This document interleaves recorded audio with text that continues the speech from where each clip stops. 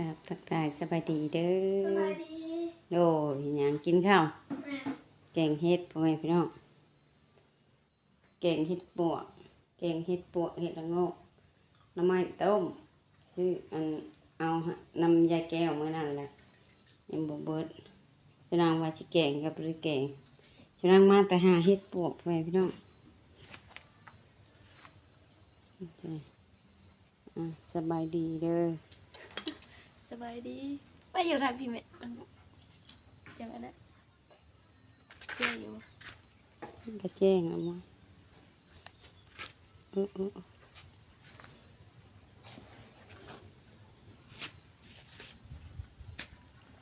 มาแต่หาเห็ดปวกมาพี่น้อง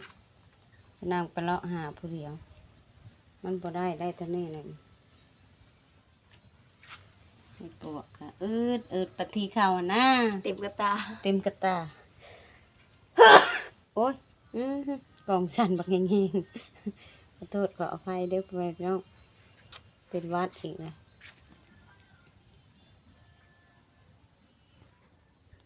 หนึ่งไว้เข้าตู้ไว้ใส่แกงหน่อไม้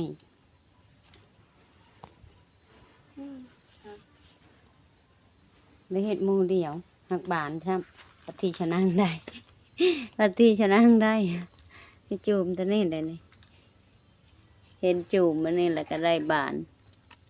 ปฏิชนะได้ฮะได้เห็ดบานบุญวาสนาบุญไปบุญมันเลยก็แบบนี้ไปผู้เดียว ได้เต็มกระตาดิ ปัดเข้ามาเอาไปจอบวานนี่บ่เห็นก็มาเมื่อนี่เขาเอาได้กระตาหนึ่งโอ้โหนางเอกยังกินข้าวนางเอกนางกินข้าวอยู่ไหน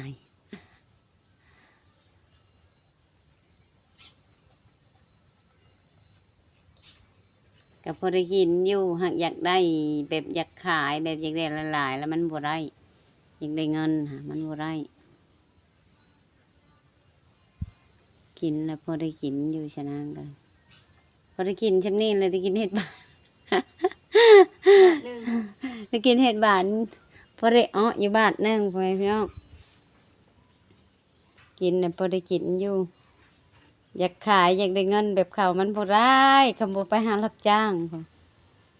ดำหน้าก็จักไปสิจ้างอีกก็มีผู้จ้างก็สิไปอยู่เลี้ยวเพื่อนนะ เพราะว่ามันในช่วงหนึ่งก็จ้างเกือบอันนี้บ่จ้าง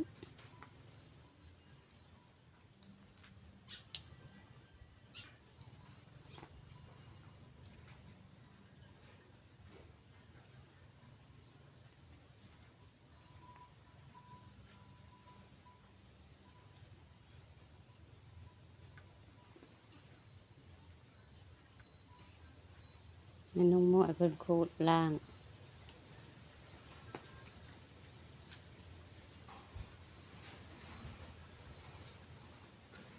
บุญเขาเนี่ยตั้งได้หลายอะไรในเทอละกัตตา เราไปทำนี้แล้ว บุญชะนั่งก็ได้ช้ำนี่แหละพ่อแม่พี่น้องพอได้กินอยู่อาหารและแม่ยังสิกินข้าว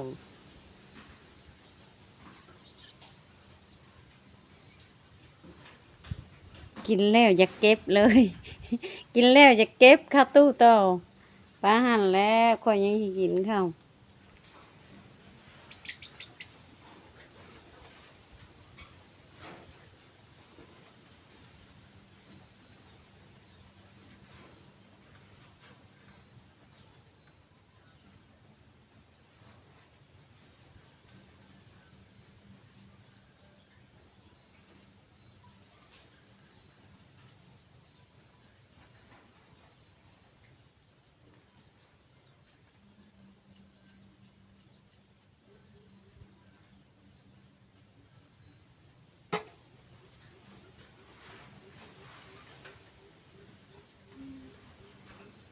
ยานางนั่นก็เก็บใส่ถุงยางมีถุงยางถุงยานางอยู่ในมีเห็นแกงหน่อไม้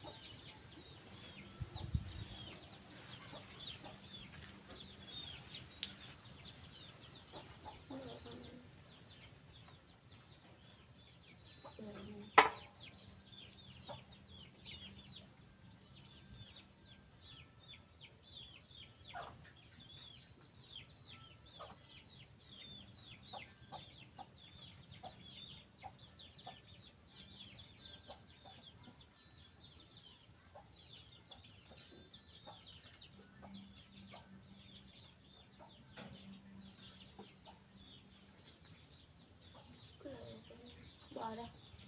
ทิ่มทิ่มไม่ใช่ทิ่มนะฮะกันเป็นทิ่มบนอื่น ก็ออกกระตา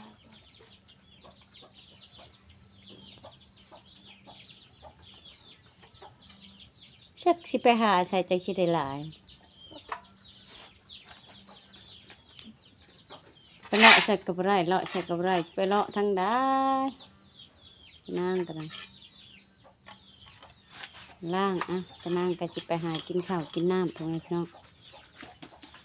กินข้าวเช้ามันก็สวยเล็กน้อยก็กะหาก็กินคือกัน เอากระซ่าตัวนั้นมาละตอนนี้กะกำลังหนึ่งเฮ็ดเนาะมาเบิ่งว่าเฮ็ดสิสุกแล้วหรือบ่เพราะว่าหนึ่งแต่โดนแล้วละสิก่อนสิเคสพ่อแม่พี่น้องเฮ็ดกระสุกแล้วเพราะว่าเฮาหนึ่งแต่โดนแล้วเนาะ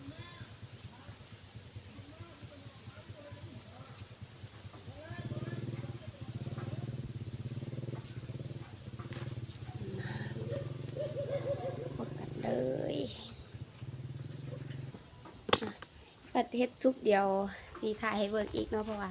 กำลังหนึ่งเดี๋ยวก็ซุกเลยแหละเพราะว่าหนึ่งเต้โดนเติบเลยแหละพ่อแม่พี่น้องเพราะว่าเฮาก็หนึ่งได้โดนแล้วก็ถ้ามันซุกก็เดี๋ยวสีสลาวเกลือเป็นนัว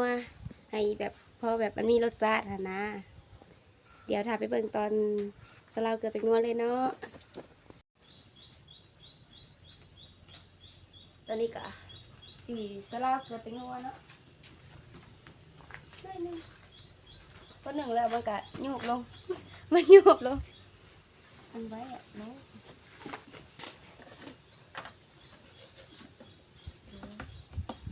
ใส่ไปเลยใส่ลายแจง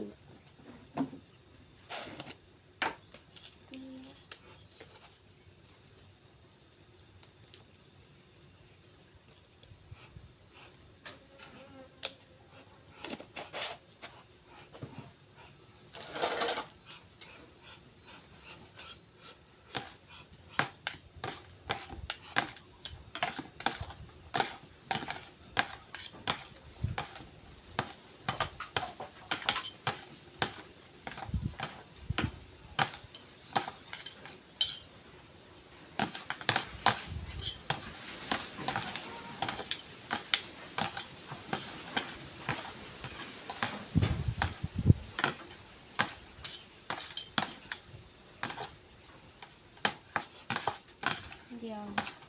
ให้เป็นเม็ดเป็นนัวมันอันนั้นมันละลายมันละลาย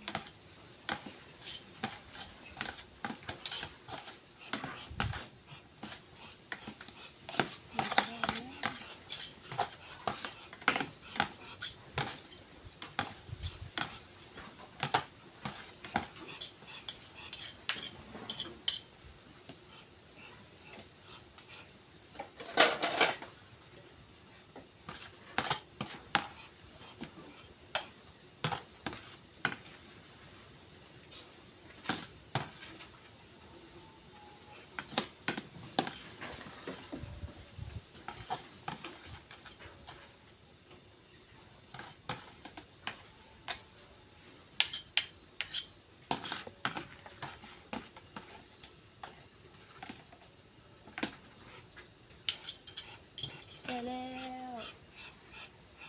เห็นแล้วอ่ะเมียนตู้เย็น หลังจากนึ่งเฮ็ดแล้วครับสีมาล้างตู้เย็นกันเนาะเพราะว่าตู้เย็นมันน้ำแข็งมันนั่นหลายเลยต้องล้างเพราะพี่น้องเพราะว่า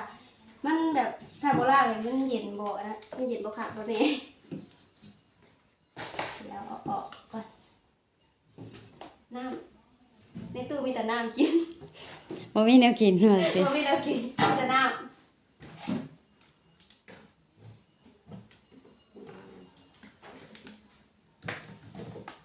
เก็บใส่กระซ้ำโตกนะ ของแบบกระซาอันนี้เขาก็สิไม่กระซานะเพราะว่ามันสีเปื้อน มากไม้ยังมากเดียว นี่ไม่นะคะ ส ชื่อแต่เหิงแล้วได้หักยังเหลือหมากนะ อันนี้ มะขามเปียกมะม่วง การเปลี่ยน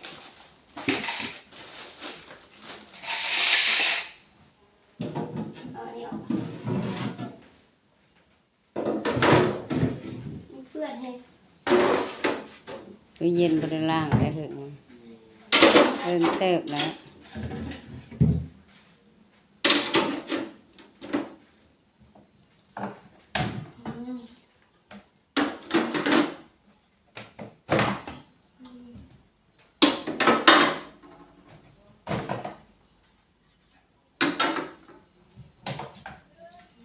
เอาอยู่เอาออกเลยนะ เอาออกแล้วลูกซีนบะเตียงใหายมันนั่นน่ะ สมุนซีน น่าจะอันนั้นชิ้นหมูปูดองอยู่เถิงปูดองสะนาง กูดอง นาง เจ๋ง อันนั้นมะกอก ถุงแตกเปลี่ยนถุง เปลี่ยนถุงแตกแล้วมะกอกใส่อันนั้นไว้ กระดูกมึงที่หล่น กระดูกหมูแต่เหิงเติบคนแหละอันนั้นหั่น เบิ้งน้ำแข็งมันลาย หอย ถ้ามันละลายไปเลยจังเอาออกได้ เออ เดี๋ยวป้าไว้นี่ก่อน หาพัดตู้เย็นก่อน เดี๋ยวไปล้างอันนี้แหละ ไปล้าง ม อัน ใส่ นี้ ตู้เย็นมาล้างออกโอ้ยหัก ยังหักจับอะไรจัง อัน นะ นี้เนี่ย อ๋อ อย่ามา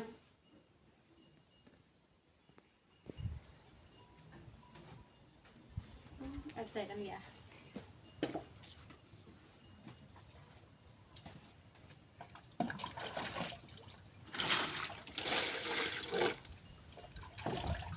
แล้วหุกแล้วจะใส่จะเอาน้ำละ เกือบจับกับไปใส่เนาะโทรศัพท์จะจีเหี่ยอะไร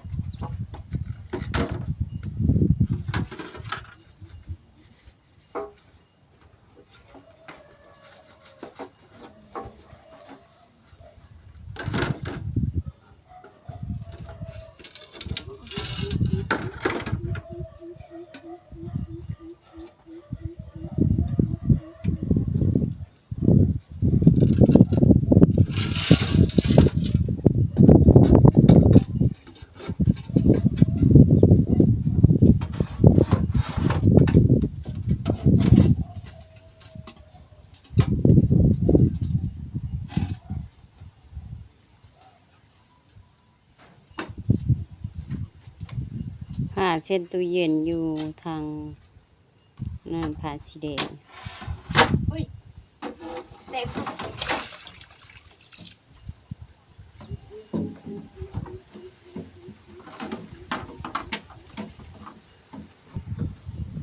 แล้วอะไรไปไว้นอกตัวไปให้มันแห้งก่อนมันแห้งพอดีเช็ดตู้เย็นบ่เปื้อนต้องได้อันนั้นต้องได้เช็ดได้อันนั่นก่อนแถวนี้เอาผ้ามาเช็ดมันจังสีบ่นะเอาผ้ามาเช็ดให้มันเปื้อนเลยจะนั่งกระล่างตอนนั้นแล้วกับเรื่องประมาณกระหึ่งเติบไว้น้องได้ทิศหนึ่ง เอาหยาดลายเลยหยาดงามเลย สะอาดแล้วไว้พี่น้องมันเช็ดแล้วแล้วชนะก็แต่นำบริจับกล้องถ่ายสะอาดแล้วเรียบร้อยบ่ ยังว่าต่อถ่านน้ำ ไป แข็งละลาย น้ำแข็งยังบ่เบิดจะหน่อยก็เบิดแหละจะไปย่ายงัวโตอ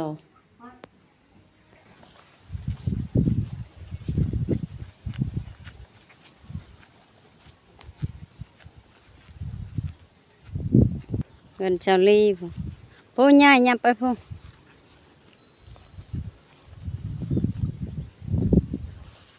อย่าขับแรงการลามเอา ได้ย่ายยับไปหันอีก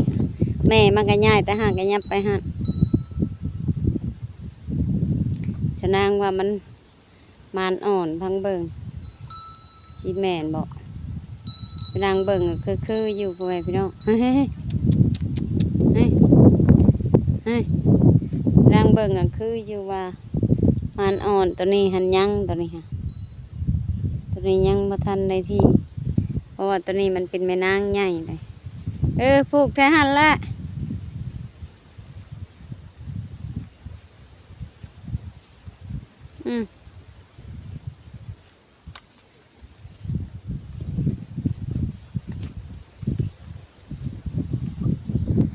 ปะฝนตกมันนอนบ่ได้แมลงเขาก็ปล่อยเผามันหาเลาะกินไปแทนนี่มันอยากจ่อยมันบ่มีหญ้าพ่อแม่พี่น้องไปสิแหละเลี้ยงงัวกะคันมันบ่มีดินตัวเองแล้วมันก็ยากเนาะอันนี้ทำเพิ่นขายนี่ก็แล้วบ่มีบนเลี้ยงได้ชะนางจะไปเลี้ยงสายมีแต่ทงไห่ทงนาลงขึ้นทางอันนั้นลงวัดลงโบสถ์นั่นก็หลายหญ้าผูกหั่นแหละมันชิคองผูกเลิกหลาย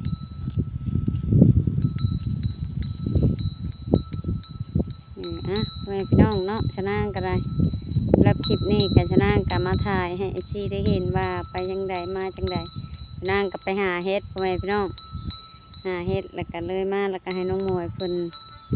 ล่างหนึ่งไว้เพราะว่ากินกุ้มือแล้วก็บกขึ้นยากที่หนึ่งเข้าตู้ไว้หาผูกบอลมันอันนั้นเน่ฮุบเอาหญ้าที่มันหลายๆเน่นี่ทางนี่ฮุบเอาต้นนี้ใหญ่พี่นั่นแหละฝนตกนำเลยมันอยากอันนั้นพี่ทั้งพี่ก็ไม่หญ้าฮุบเอาหลายๆนี่หญ้าฮุบใช้โลดนั่นแหละฮุบหลายๆต้นหันนางก็เลยยังมาถ่ายให้จีได้เห็นว่าไปจังใดมาจังใดนี่ตัวนี้ออกไปถิ่มในเด้อสำหรับคลิปนี้ชะนางกับชิจบไว้จำนี้กระถาติดตามอีกคลิปหน้าไว้พี่น้องฝากผู้ใหญ่จะดีแม่ใหญ่จะดีทุกท่านเพราะว่าอยู่ในหรือต่างประเทศที่เข้ารับชมและติดตามคลิปของชาวนางกระผากกดไลค์กดแชร์กดกำลังใจชาวนางได้เฮ็ดคลิปต่อไปเด้อพ่อแม่พี่น้องFCเบิร์ดทุกคนเนาะสำหรับคลิปนี้ชาวนางกับชิจบไว้จำนี้กระถาไปติดตามอีกคลิปหน้าพ่อแม่พี่น้องไปทางใดมาทางใดชาวนางกับชิถ่ายให้FCได้เห็นอีกคือเก่าเนาะสบายดีเด้อโดย